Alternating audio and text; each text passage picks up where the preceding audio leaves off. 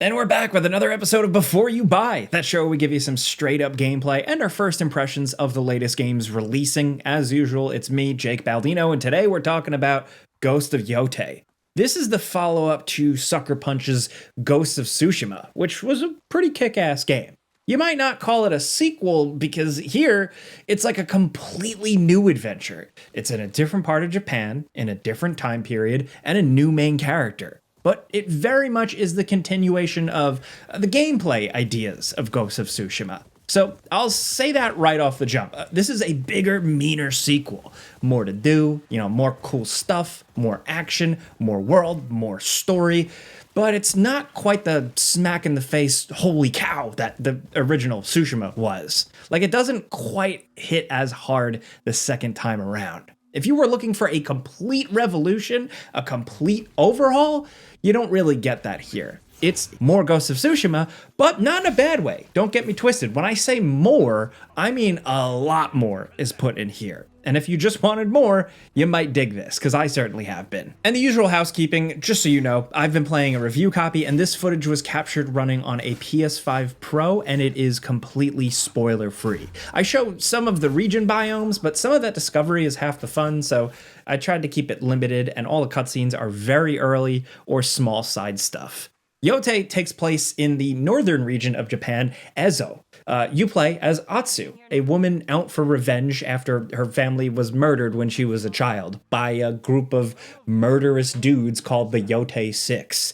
Each one unique and identifiable in typical, kind of predictable video game boss fashion. Now you then set out as adult Atsu to murder all these guys. She's out for revenge and she's a brute. She's not a samurai like Jin Sakai, concerned with honor and like the ways of the culture and, the balance. She's just a mercenary, so she fights a bit different. She uses different weapons and different gadgets, and even interacts with the world and people differently. Now, both protagonists are considered ghosts by their world, but where Jin Sakai, to me, was kind of like a Batman, here, Atsu is a bit more like a Boba Fett. A more anonymous, shrewd bounty hunter focused on only the mission, but, they'll occasionally surprise you. I'm like, obviously people think Boba Fett sucks after Return of the Jedi when he instantly dies. I'm not talking about that. Maybe not the best comparison, but I'm rolling with it. Look, structurally, the game is different from the last game, and it's probably one of the bigger departures. So Yotei is extremely non-linear, and it gives you all these Yotei 6 targets that you can at least kind of pursue in whatever order you want. You're going to get clues as you progress, and you can kind of choose which clues and which information to pursue. And it happens in some pretty interesting and organic ways. It doesn't really feel like it's a video game just blasting stuff in your face and pointing you in the next direction. It's kind of more slow, like information gathering as you progress through these lands. Now, as a storytelling experiment, it is really nice to see Sucker Punch's good storytelling chops work well here. Even if the game is filled with like non-linear story progression and an endless amount of open world distractions, even more so this time, the game still manages to do a great job staying focused on the core mission. It's hard for me to explain how, but you just never lose sight of what the overall plot is. The last game did that well through, really thoughtful side quests and activities design, and that's even more the case here. And you can tell it's trickier because there's a lot more freedom with how things progress. Plus, I was pretty skeptical of the Yotei 6 thing because I feel like the here are all the bosses, go out and kill them, they're all weird and they all have their own thing. That's been done to death at this point in video games, but they managed to make it feel different and interesting. It's not half-assed, and it really picks up after quite a few hours. Some of it is predictable, which might bum some folks out, but the presentation and performances, I think, really elevated it. There's a lot more action and a lot of cool big action set pieces, and even better than last time, the game does a good job of blending what's a side quest and what's a real main quest, because there's a lot of variety, and even some of the smaller activities, it all just feels handcrafted. Unfortunately, there is still just a lot of the same following foxes and following birds, which disappointingly feels like a lot like more of the same. But then on the flip side, at least I'll say there are some stronger side quests here. Good stuff, many of which I completed, and I found myself going, damn, I could have just walked past that. Combat this time around builds off of what came before it. It's still the same type of combat. You know, it's not the most difficult combat in the world, but it can be really fun and satisfying. You know, the perfect parry clangs, man, those feel so damn good and badass to pull off still.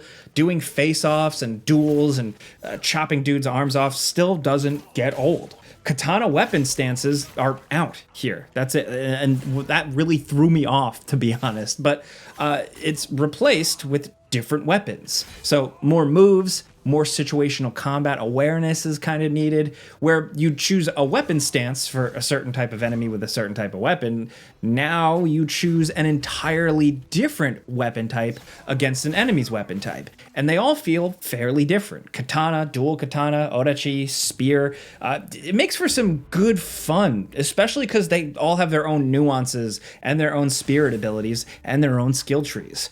What I enjoyed even more about this was facing off against enemies that would switch their weapons on the fly, meaning you do the same to counteract them in kind of like a game of weapon, rock, paper, scissors. It's good stuff. It's still brutal, it's still bloody, and like I said, it's not the most difficult combat system in the world, but there is a good, deep level of mastery to it, and when you're really locked into it, it can feel great. Ranged weapons are still here, with tweaked arrow types, as well as early firearms. Also some really cool, useful throwables like fire bombs that, like, while similar to last time, still manage to feel really different here. And a nice burst of dirt to distract enemies mid-fight, a couple of other things that really work well. Stealth, once again, doesn't really feel great at the start. You know, it's pretty simple stuff. But like last time, it gets much stronger as the game progresses and you get better tools. Sometimes, depending on how you play though, you could end up going a long time without some useful stuff. So just keep that in mind. Really look around, really evaluate where you pursue things. You also get access to a cool wolf, like more and more over time.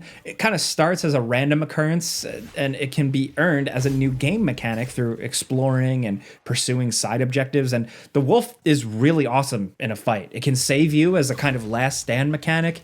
It can be summoned, and it has its own dedicated skill tree, and everything does, really.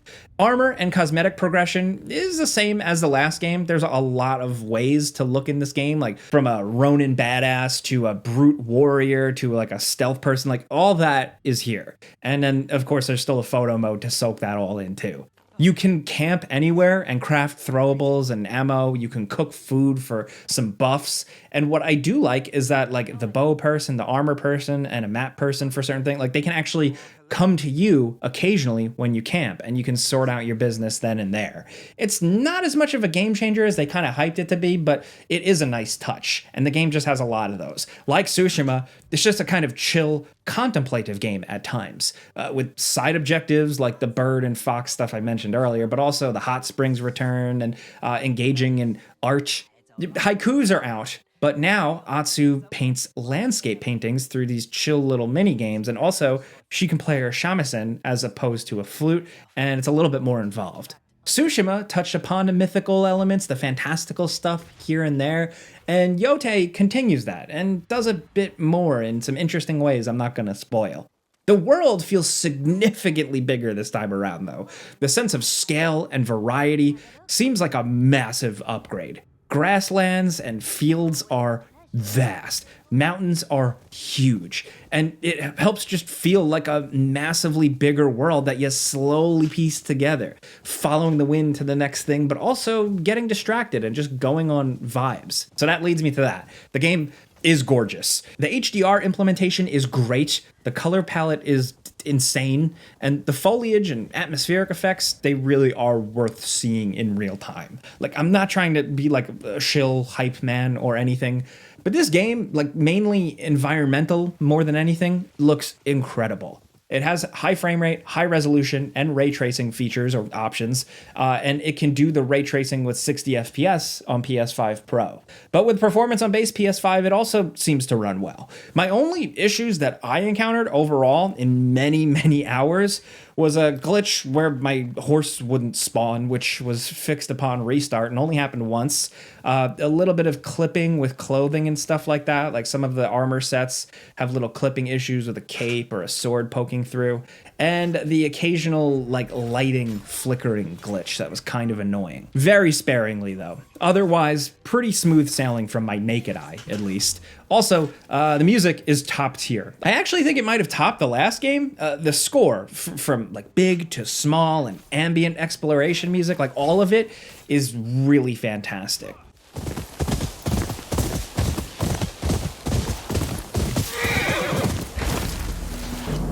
You're stalling! Never made so much coin. Let's test your speed. I've fought worse than you.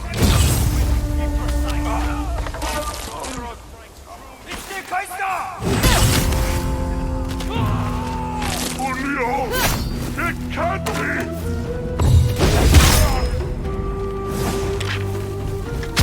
So it's an additive sequel. Like I said, it's Ghost of Tsushima, but way, way more packed on top of it. It's an upgrade, but there's some subjectivity to that. You might like the switch to multiple weapons, or you might miss the sole focus on the katana. You might like Atsu, or you might sorely miss Jin Sakai.